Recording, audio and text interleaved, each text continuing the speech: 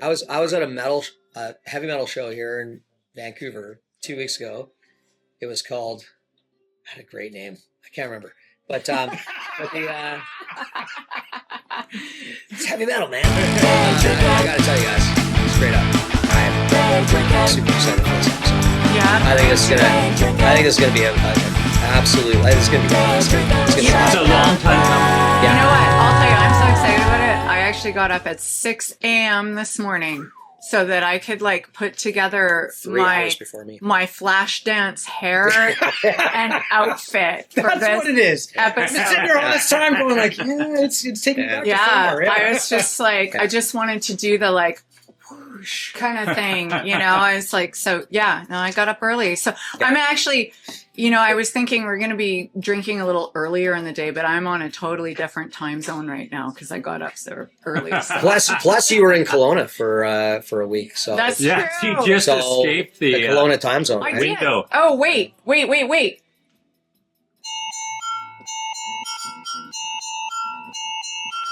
Yes, and that's the I bought them in sound of Kelowna at Trixie. Wentworth Music. The Thank you. podcast has begun. Thank you, Wentworth Music. By the way, we're looking for sponsors.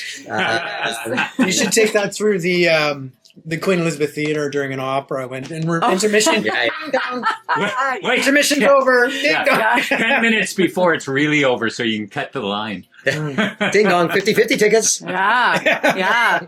Well, hey, Sell your own 50-50 tickets. So- we have, go ahead. No, you.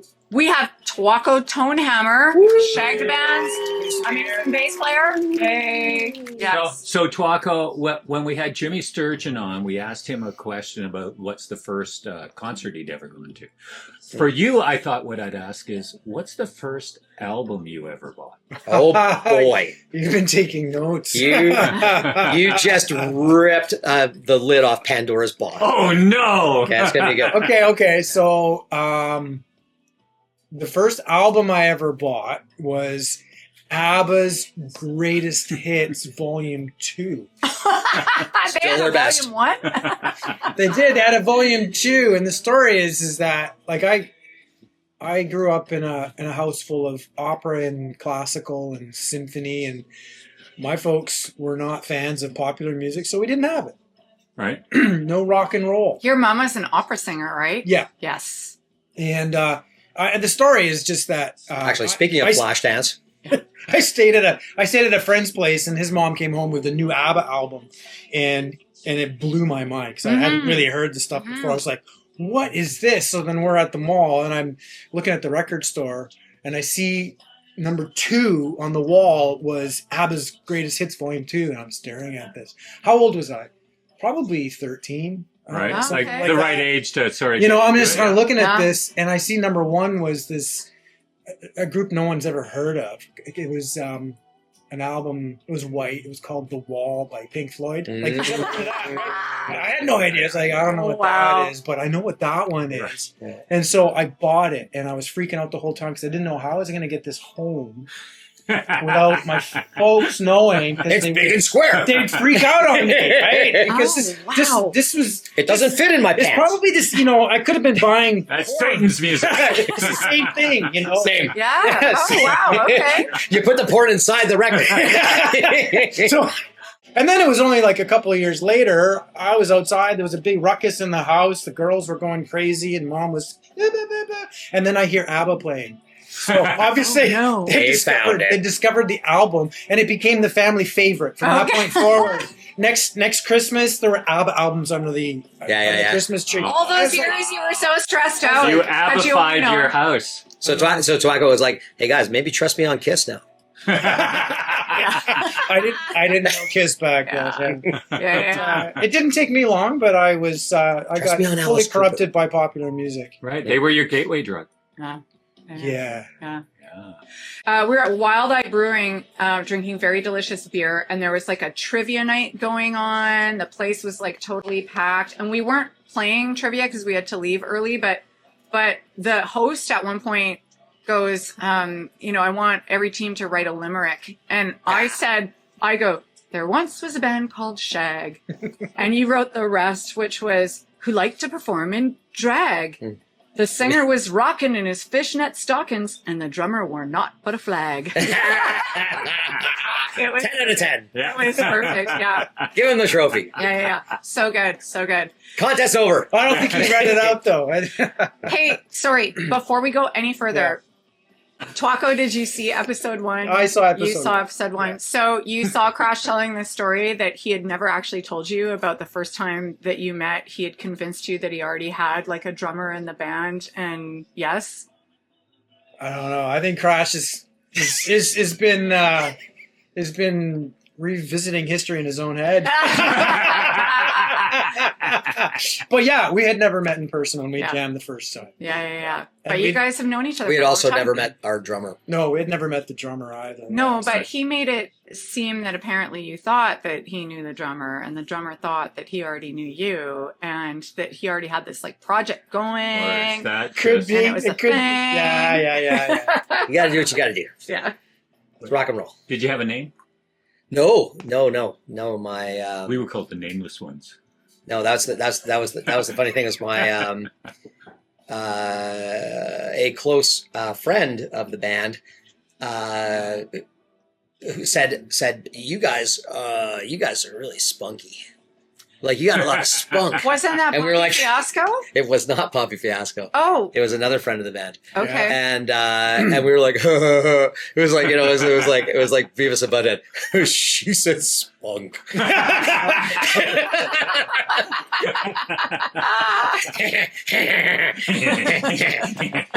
so we're like, let's call ourselves spunk. We rationalized it by was it is 70s punk, right? Yeah, sure. 70s punk. Yeah. And Super punk. And so we took 70s hits and fixed them. Yeah. Yeah. Into It's not punk fast stuff. enough. Like sometimes when we touch. It's not loud enough. Oh, wow. Really? Yeah. Oh yeah, and we made it better. Yeah. You guys should have done videos with that. That'd be so awesome. It was good. There's two kinds This is of. pre-video. I feel like there's two kinds of people at our shows that would talk to me after the show. It was old people, like older people, who are like, "Oh man, I never thought I'd heard that song play like that before," you know. And then there was like young people who were like, "Oh my god, those songs are amazing," and I'd be like, "Yeah, they were like #1 hits, man. Yeah, they're really good songs. You're absolutely right. Sweet. That's where you learn that it's music." A good song is a good song, and it's all how you festoon it. It's all how you present it. It's like which balls you hang off of it, you know? Well, yeah, and that's why some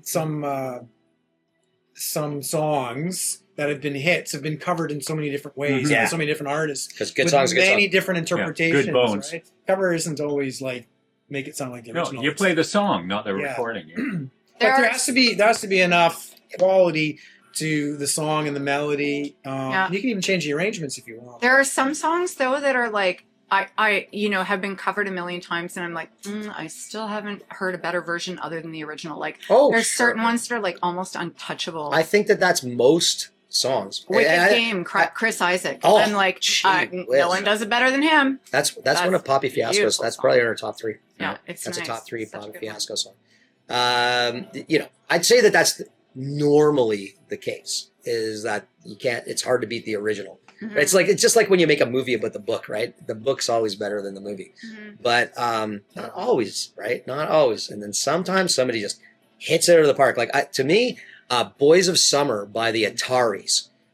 Wow! What? And I mean the Don Henley song is that amazing. song is, I literally said to Dash just the other day, I said, I want to put Boys of Summer on the list. She did. Wow, She literally did. And you know we used to play it. We used to play it. I love that song. Yeah. Well, the Atari's Love it. version is, Oh, in my spunkify opinion, it, I guess. just slightly, even just a touch, paper thin really? hair, like Okay. better. Yeah. I'm gonna have a listen to that. Oh, I so am. good. Yeah, Atari's, okay. I'm interested. I'm very interested because I love that song. Great song. It's She just loves got that such a connection to being a teenager, driving down the highway, going to the beach. To me, like It's just such a driving song. Oh, it is. Yeah, I love it. Absolutely. It's that Don Henley has this awesome technique that he uses, and also Adrian Belew does it too, that they make their guitar in places sound like a seagull.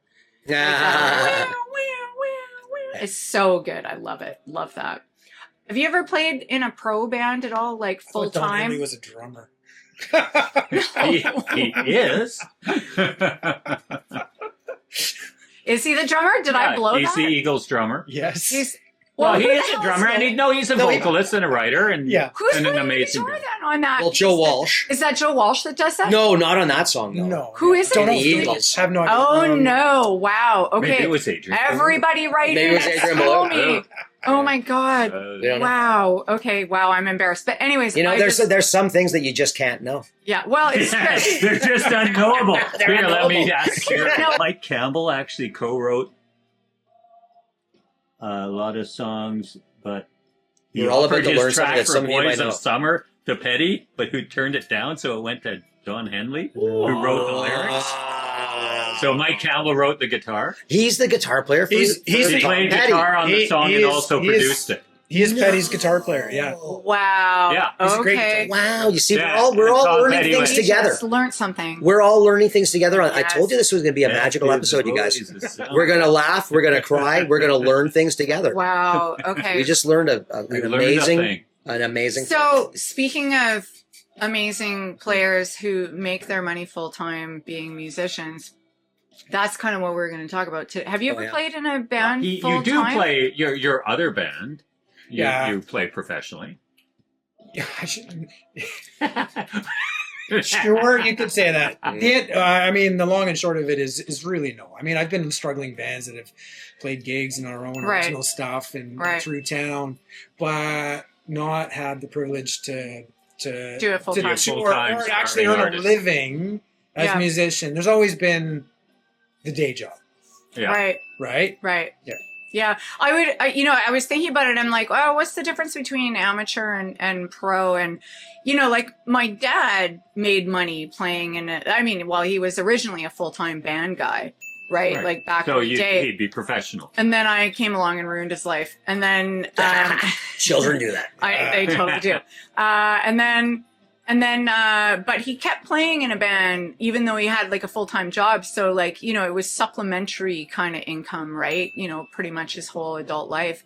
But I still kind of, I might parse that into I don't want to quite call it pro. Like there's some happy medium between pro and amateur, I guess, in that Semi-pro. zone. Semi-pro. Yeah. There you go. I played in the semi-pro league. Yeah. Triple A, baby. That's it. Yeah. So yeah, I was thinking about this and I was thinking like, the difficulty in being a pro musician. Like imagine you're not like Taylor Swift, right? You're not selling out, but you're a pro musician. You're probably having a tour like 363 days of the year. You're playing to like anywhere between 50 Christmas and your birthday off. That's it. and maybe if you're lucky, 1,000 people. If you're kind of in a slightly different, you're in the C-level league, maybe. Honestly, I that's don't pretty know. awesome. Yeah. I mean, that'd be pretty good. But like, it's a huge amount of touring. It's like, it's one thing when you're in your 20s, right? And you can eat a garbage can for a meal, right? But can you imagine when you're older, right? And you're now a professional musician, you're locked into this lifestyle. And it's like, I just don't know how they do it. I'm like, I don't know how you tour like that. And I need to be in bed by 9, not hitting the stage. Well, hopefully, right? I mean, some do and some I less so. suppose so. I mean, I don't know how many seniors are touring professionally. There are plenty of them. Herb Albert, 91 years old, playing Vancouver in a couple of months. What? Yeah. Seriously? Yes. Like for real? Yeah. Yeah. Oh, wow. Okay. That's a big band, right? Yeah. Yeah. Is he going to play Whipped Cream Dream? Is he going to remember what the set list is? I don't know. It's 91 years old. Yeah. It's like, but yeah, anyway. Well, Yeah, but I'm just like, okay, how do you like, okay, if you're in that zone of like, I don't really have roadies and but I'm still doing this. So when you're humping your own gear, that's a whole different lifestyle. Okay, and let's make this a little harder. You're a vegan or you've got allergies. Like, how do you eat when you're on the road? What if you're Like, how do you- sensitive to like perfumes? Well, no, but I'm serious. Like, okay, what if you're diabetic and you got to be careful about your meals you eat and stuff? Because, like, you know, after 45 years old, nothing works the same anymore. You can't, like, just eat McDonald's food every day of the Can tour. confirm.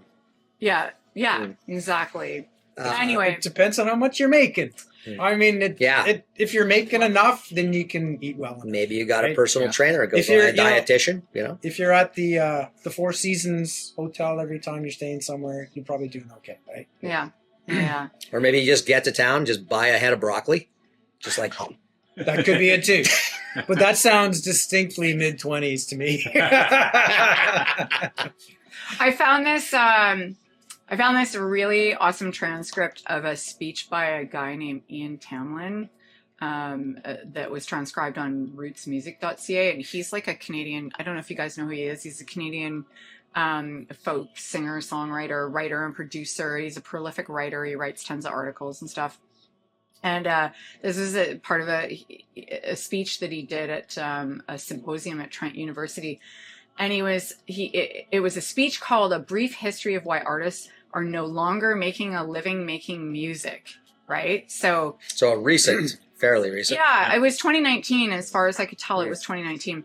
And in a nutshell, he's kind of trying to say that the ability to have a career as a musician is literally sort of tied to the ability for the mass public to have access to music. And so when he says, you know, to be, you know, I think he means, you know, being able to make a living off of music. It's like not, you know, being able to buy private jets or yachts and have a private island. It's like, can you pay your bills? Can you maybe even support a family? Like, can you do that? You got a 5-year-old Honda Civic. Yeah, exactly. So I think he's trying to say the more access to the public has, like, and as technology develops over time, the harder it's just been for musicians to be able to compete with. And he starts his history in 1945. And I kind of thought, you know, I looked this up. I was like, well, you know, in 1945, only 0.1% of at least the Western world homes had televisions in them. But radios, 95% of the households had radios in them at that time. So you could be ugly. You could definitely be ugly. Yes. No. And that's a huge point. Huge benefit. That's a huge point. For people like me. Yeah. But even with radio stations, like, think about it, though. It's like, you know, maybe you live in like a small town of 1,000 people or whatever, and the only radio station is like Bob down the street, and he's actually got like a Christian radio station that just reads the gospel all day long. It doesn't mean you're actually getting music through the radio. You know, you don't have like unlimited radio stations. You might have like one or two, and that's about it. CBC. Yeah, exactly. So he starts in 1945, but I was kind of like, you know, I think he got to even start earlier, because before there was even any sort of like technology to bring recordings into people's homes, like the only way you got to go see music was if somebody was playing it literally for you. The only way you could hear music is if somebody was playing it for you, right? So like it could be in your own home if somebody was like educated and knew how to play an instrument and you had instruments, or if somebody in your community did. But, you know, so the birth of recorded music, though, and I've owned 3 times now the Anthology of American Folk Music. I first bought it on CD. It got stolen from me. Unbelievable. Then I downloaded it, or got it off iTunes or Probably whatever. Illegally. And then, no, I actually remember paying for it, like, one of the few times. Anyways, then I actually can't believe that somebody stole it. Then I rebought it again. Well, it got stolen it was a house break-in, and they just stole. Right, they just grabbed everything. Right. It was. They were like, "What is this?" They were really looking for the unfortunate. album. So they were looking for Herb Alpert. That's my third Herb Alpert reference, by the way. Okay, 3-time rule. Every time I hear Herb Alpert, I just remember the album cover. I think it's Whipped Cream Dream. Isn't that him? I'm pretty sure it is. Is that the one with the naked woman And with the covered whipped in cream whipped over her? cream, yeah. I saw an interview with her. It was amazing that she talked about that film shoot. It's been a great life for Herb Alpert, I'm sure. Wow. I mean, yeah. That's one. I'd have that poster up on my wall if I were that lady, like, for the rest of my life, for sure. But yeah, so I've got this American Anthology of Folk Music, and And it was like a lot of the content on it was actually made right at the time that technology to record music was like had just been invented. And basically what they would do is they would like go to a town and they'd be like, who plays music in this town? And they'd be like, Ruth down the street. She plays banjo. And so they'd like roll up into the kitchen. They'd be like, hey, Ruth, do you mind playing us a little ditty there? And like dirt floor, like in the kitchen. Well, I got him going down to the preacher kind of stuff, right? Like just real as rough as it gets. By the way, we're not paying you for this. And so you paid for that, but she got paid nothing. Yeah, I guess we're it not also saying- She's explains not a why pro, parents right? would to force their kids to learn how to play instruments, right? Okay, now entertain us, Billy. Yeah, exactly. I've been working all day. I can't. No, I didn't buy a TV. I paid piano lessons for you. Exactly. I lost 2 more fingers today. Now play something. But that's exactly my point, though, is that was the only way you got to see live music was you had or hear music. Sorry, Yeah. you had to see it live. You had to be in the Sure. presence of it. But also, I think music was part of the community fabric where it was because communities were together all the time, and people were always had some talent to play music. Yeah. Like no matter what the culture Go was, to church. every culture has got music in the community. Yes. First Absolutely. Nations, in Africa or in South America. Yeah. If you think of all the indigenous, all have got music. Yeah. Right? Yes, they were not doom scrolling. And They were all- learning to play music. Yes. It looks like, and I'm not an expert on this, but all participated. So I think music was very participatory. But there were those with exceptional talent that could move beyond. And it wasn't really probably until the continuing development of classical music in Europe where people could actually be paid as a full-time profession to perform. All Right, unless you were like all Mozart or pre-recording, right? Mhm. But and then with recordings coming out, there was a different way for Right. for revenue to flow to musicians and those that facilitated it being record companies or related. But I'd love to hear the end of what. But there's a tipping point too, because all of a sudden now the quality of the recorded experience can actually surpass the live experience. I'm getting there. I'm getting there. Just hold your true. horses. You're gonna love That's it. because you can get high in private, or Oh, and I'm getting there too. I'm getting there as well. Okay, Both of take these us there. points Where are does this relevant. Stay tuned, everyone. So, you need to top me up, Krash. Right. so in it, so I mean, so this brand new technology to be able to actually record people comes out, and in any event, the phonograph, which is not the same as the phonoautograph or the paleograph, which is not the same as our modern record player or turntable.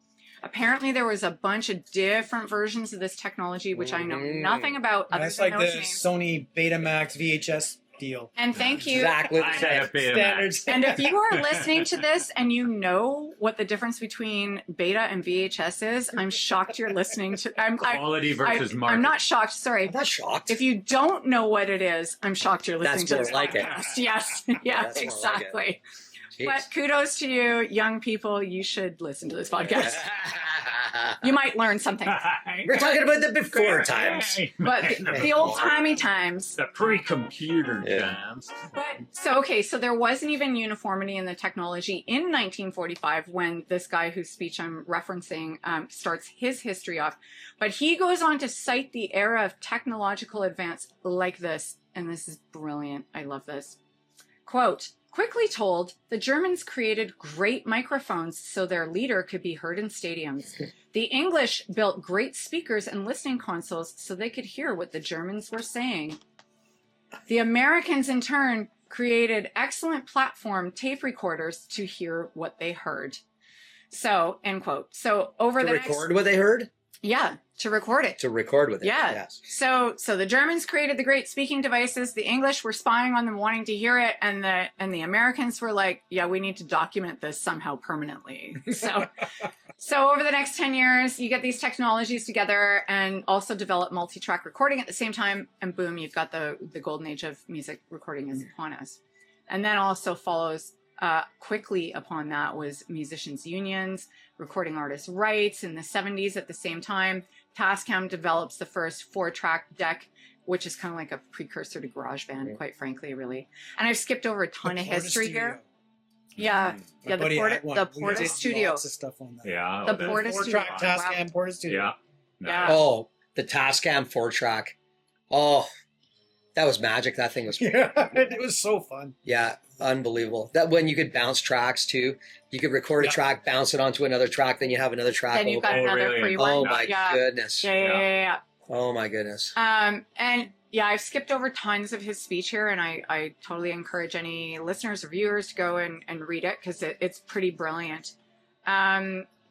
He doesn't say, though, in his speech, but I kind of think it's obvious, though, is that at this time, like in the 70s, 60s, 70s, was like the rise of the supergroup, right? And so it's no longer impressive that like Ethel from 2 Streets Over can play piano, because the supergroups are like they're godlike, and they're now hitting radio stations which are becoming more prolific and have a wider reach. But now television is also becoming more prolific, and it's reaching us in our living rooms. So you don't have to leave your house now to actually go see a musical performance, right? So Well, even now, because that was a few years ago, with iPhones technology, everyone's got the music in their hand everywhere they go. well, They're outside yes. in the lineup at Disneyland consuming. Yeah. Or- And I mean, I think that's essentially where my whole point is getting to. But yeah, that's exactly it, right? Is that the more access, and that's his point, right? The more access you have, you don't need to go out to seek entertainment. It's just being delivered to you right here and there. But how does this bring Bring this back to pros versus amateurs? Well, it's just too hard to be a pro. Like, Well, it's too hard to compete in an arena that you used to have access to because people wanted to go see live music. Right. But now it's just, But it's People a just are different too lazy. platform They don't do it battle, anymore. right? The amateurs all of a sudden have the access to GarageBand, YouTube, video software that they can put out a product today, both recorded and video, which rival even 20 years ago Yeah. the pros were putting out. Dude, like a regular like a high-end recording studio back in the late 1970s, sort of early 1980s, like that recording console was $750,000, yes. like Yeah. easily. And then plus you needed a place to put that thing in. So Yes. you needed a building, okay? And then probably you didn't have just one studio. You had like 3 or 4, whatever, with a $750,000 deck in each one, right? And that's a big commitment of capital. It's a big commitment of Huge. you're paying that off for probably a long time. And now all of a sudden, you can just download GarageBand or like Pro Yeah. Tools onto Yeah. your own personal computer. Yeah. It's happening with AI music too. But it's Well, also great yes. because all of a Yeah. sudden the independent artist has way more control Mhm. than the artist used to, where they were basically almost indentured servitude to the record company. Yeah, that's the good we'll news lend part you of the this. money for the recording. Yes. Right, and you will pay it off on your contract, Mhm. and we will own most of all of what you create while you're under contract to us. That's why artists are re-recording, like we talked about. Yeah, with Taylor Swift. Swift And we just saw a July talk at the Commodore this week, and they Yeah. were fantastic. Yeah. And they've re-recorded their Touch album that they did in 2016, and they toured that album. They played it the whole thing. So that they could have their own rights to it? Yeah. Yeah. So They that, own it? so we've got a little digital X-record download copy? key that we bought at the Yeah. merch table and got a download of it, Yeah. so that you're supporting the artist. Mm-hmm. Well, my little 2 cents, maybe it's 4 cents, I'm not sure, but the realm of being a pro in music, there's many different ways to be a professional musician. So even today, a musician can be a session player. Mm-hmm. And they can do sessions from their own home. They get the backing tracks sent to them. They put their track down, off it goes, right? So it facilitates that being done a lot easier. And they could be, for intents purposes, somebody that nobody ever hears about, but they're able to lay tracks down for jingles, for TV shows, for whatever Movie it might trailers. I know a You guy can- who does Like, that. I mean, be. You can earn Country a living. music. I mean, nobody wants to say that they're doing country Yep. music, but you can get paid for it. So but also we're talking Way to about alienate the audience, Krash. talk about symphonies, right? You can still Oh, the greatest cover band ever. you can still be Yeah. you can still be and earn a living as a top-notch professional musician. Now, do you have to be at the top of your craft? You absolutely do. But if the passion and the thrill bring you there, then you can do that, right? Yeah. We tend to, because we're like popular music, playing bands, stringed instruments and drums. We kind of think about recorded music all the time. We kind of think about touring. We kind of think about Kiss. Can't help it, right? I think about them all the time. So that's where we go to. But there's many different ways to be a pro musician. Yeah. I think some of them are probably similar to the way they were in the past, but many of them are more difficult. But the nature of being a recording artist today and being professional as a recording artist, I think has changed dramatically, as we've talked about. You've got no longer is it really about the record companies are still involved, but the dynamics are really different. I think the skill sets are also a lot more different because how you engage with your audience is now, it's not just, can I get radio play and then I go tour a little bit and most of the money I earn is from record sales. Now it's, how do I build an audience without radio play? You better start a podcast. and Come and join us. You're gonna be making most of your money through touring if you can. Like and I'm going to cite an artist that I've really gotten into. It's not SHAG genre stuff, but there's an artist, Corey Wong, guitar player. What a right hand he has. During the pandemic in 2020. Hand, right? So he put out I think it was 6 albums in 2020. Wow. Okay. Right? Most of it is all crafted. What was going on that he was putting on? Like, he must have been so bored in 2020. No friends. Yeah. Everybody. Yeah. My wife left me. Oh, and then COVID. That's right. Yeah, that's right. That's right. Well, that's what it was. But in addition to that, he'd crafted a really powerful social media strategy. Which isn't, it seems ad hoc, but it's not ad hoc. It's very specific. And you pump into that. It's something I couldn't do. But he has to do that in order to build his brand. Yeah. In order to continue moving forward. And I'll be honest, it's brilliant, right? When I was younger and trying to get into the music industry, and I had a very small little, excursion into being a professional musician. And I just didn't understand how the industry worked. So if I had to come up against it today, if I had problems back then trying to figure out how it worked, and then trying to come up against it today with like having to have all the social media stuff, like that level of knowledge of how to promote yourself and how to get, I'd be done. Well, don't you think it would have become more natural to you growing up today as a teenager in social media? You'd have been TikTok to death and you'd been like, I know how this works. You would have been on the cutting edge. The question is, I want to do it? Maybe, I don't know. So how come you're not a pro musician? I was the teenager who refused to even look at videos or posters or read magazine articles about my heroes, my musical heroes. I didn't want to know what they looked like. I didn't want to know, I didn't want to see their faces, nothing, because I did not want to shatter the image of who I had. Totally stupid move. If there's young people listening today, do not listen to this advice. Because clearly I, missed the boat on you need to read the goddamn magazine articles about how this shit all works. So, but why am I not a professional musician? Because of that. Because I just it's not that I refuse to understand it, but I didn't know how to understand it. I didn't know how do you get a manager? How do you get a touring agent? How do you do all this stuff? You overthought it. I didn't know how to do it. I had no concept. Today, I think even if I was a teenager today, I think still would have been an idiot and not have figured it out. But if you have the literacy of the social media that you grow up with now, as the young people, You've got a different it's framing. all about self branding, right?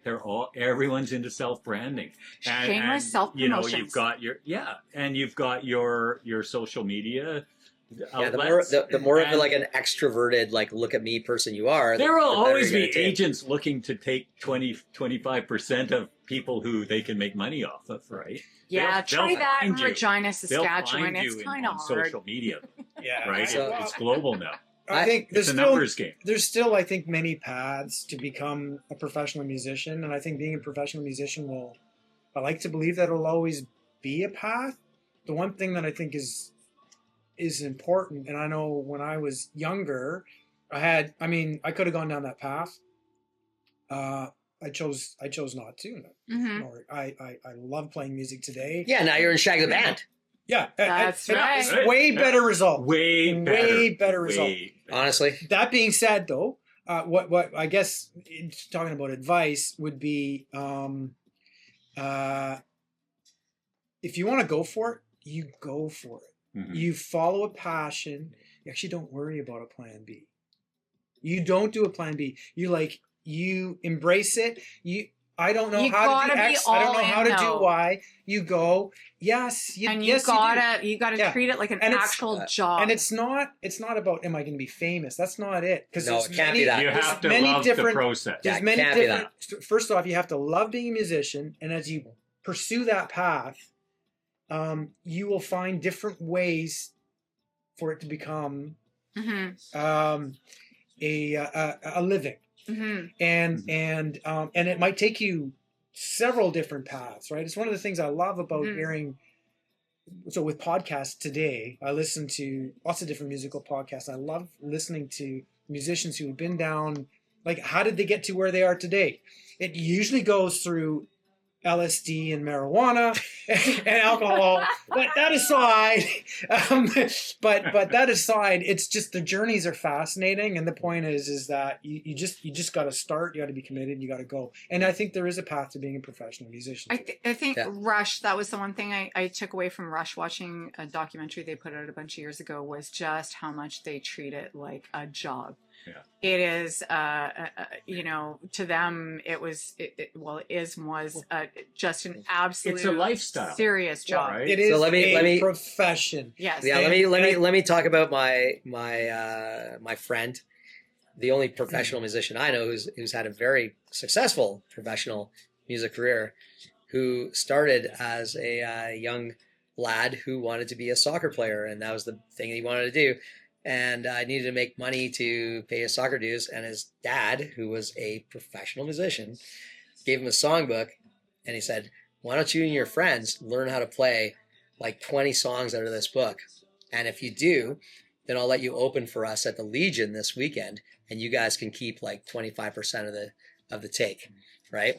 So they got to work, and they learned, whatever their dozen songs, 2 dozen songs, or whatever like that. And that night they got paid a bunch of money, more money than they had ever got paid ever in their lives. And Nice. and his soccer dreams vanished. And he was like, this is what I'm going to do for the rest of my I'm life. going to get way more And chicks for the playing rest of his guitar. life, he goes, Yeah. could have been a soccer And star. I'll tell you right now that this person has never had a straight job ever. That was what Right. put him on the road, right? And of course, Dad was brilliant because his band got to do half the work and Yeah, keep yeah. three quarters of the money. Totally. So I reached out to him before this episode, and I said, "Hey, we're gonna talk about like amateur versus pro musicians." And honestly, you're like the only pro musician really that I know, like a guy that has a house and a mortgage and a car, and And gets to write on the gets to go on vacation. Yeah, musician. Yeah, musician. Like I don't know what else he would put. Like that's what he would put, right? And actually, he's playing the Winnipeg Jets intermission, probably almost as we speak. Oh, Probably fun. as we speak, and they're playing Closer to the Heart by Rush, and take off to the Great White North by Bob and Doug. Hey, that was by Rush too. yeah, because it's also by Rush. Because it's Hoser night. It's Hoser night in Winnipeg. It's Hoser night. Yeah, it's Hoser night in Winnipeg. So I said, well, you know, what's the difference? And he was like, man, you know, he said, first of all, I could go on forever, right? But he's like, you know, I said, give me some downsides. Give me some downsides, right? And like the downside, he says, it's like anything. If you're working for yourself, it's your own business.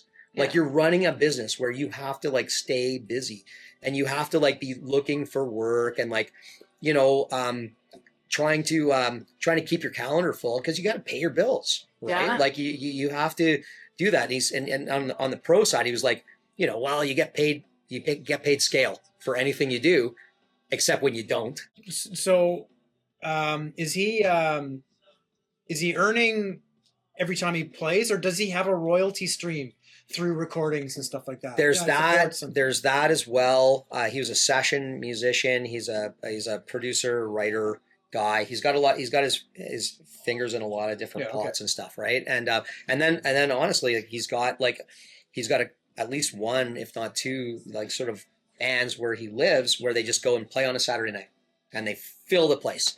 Because Winnipeg is a music place. Is he still and people know. Yeah. And so that band that he's playing in on the weekends, are they doing his original music or are they doing covers? Honestly, they mostly do covers, I think. I think they mostly do covers. But they like jazz them up, you know, and they do all kinds of like, you know, they take like Day Tripper and play it for like 14 minutes. You know what I mean? Like, you know, for example. But like, you know, but I've, you know, this a guy I've known for 30 plus years. He hustles, man. Yeah, you gotta hustle, So and this is one of that's the skill set I'm talking about. And I think you have to be an entrepreneur. I was gonna say, I think to your point, right? You know, expanding on your point, like it's not that you're just one thing. You got to have your finger in more than one pie. Right? Yeah. I think, but you could be more than one thing if you are the most exceptional. Oh, sure. French horn player that can get into a symphony and have a regular gig. My favorite, right? If you're the French horn, or close to it, right? So that's one path, right? My guy Tamblyn here. I just got to put this out there because it was something you said earlier. He in that speech I was talking about that he gave that I was referencing. He at one point poses a question about was punk the beginning of the end of being able to make a living playing music. Well, definitely not. No. Well, I thought punk kind of revitalized. You two has entered the chat. I was definitely Why did he say that? What is his thinking? I need to. That was a question, but did he suppose an answer? No, I don't think so, because at that time, that's when all of a sudden there was this shift in culture where like youth just wanted to give the finger to the establishment. They wanted to get out of their house. They wanted to get out of their parents' house, and they needed a place to go. At the same time, so you had disco. They needed to go see live music. Disco punk, same thing. Right. So it's a pretty obvious choice. We can't forget that music is art. And art depends on taste. And tastes evolve all the time. And there's always cycles with all of this stuff. And there's cycles in the business of art as well, right? So punk was an inevitable response to the rise of disco. No, it reflects society. It reflects society. But art reflects in England. Art reflects society, exactly, right? And that's why it just like any kind of art, like it speaks to people in a certain way. And so I think, if that's the end of music being. Like, I don't even know what the end of what, but to me it's just these are the evolving. It's what makes great life great, because tastes change all the time. You could say rap music was the end of it too. I mean, that was done, but there's so many good contributions that come out of that continue to evolve and change. So many good ones. Yeah, absolutely. I thought that punk and then later new wave came out of that. And you could even say grunge rock was another variation. It's all this. You can have rudimentary musical skills and still be in a band. You can still express yourself. Yeah. Express yourself. That was the gift of punk rock. Yeah, it was. Well, and I think I think kind of the true death knell of sort of like the live music scene and being able to be a touring musician and making a living that way But that's what was people do more too. the 80s, and with obviously the invention of the much music, video truly did kill the radio star in this sense. But also, this is my theory, is that you had that era all of a sudden was this new generation of parents who were also way more permissive. My dad played in a band. My brother had a band that practiced in the basement. I had one set up in the garage practicing. Like there was always musicians coming and going in our So house. much marijuana. That explains.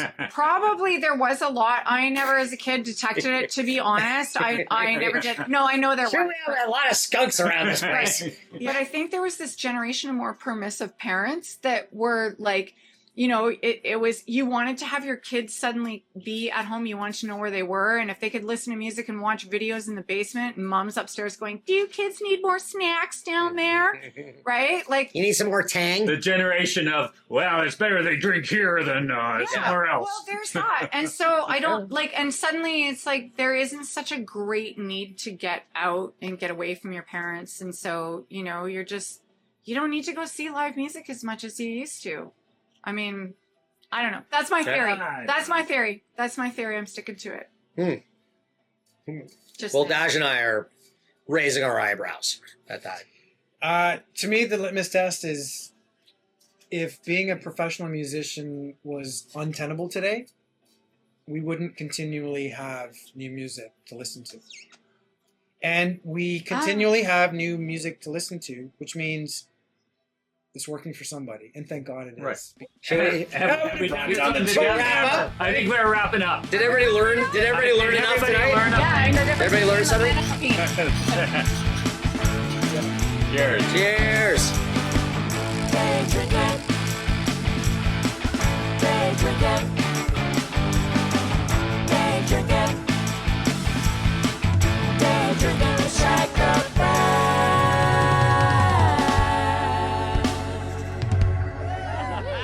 Punk I'm was just like saying, and you can edit this- 76-ish. You can edit this out. 79. I didn't fully Ish. read this article, to be fair.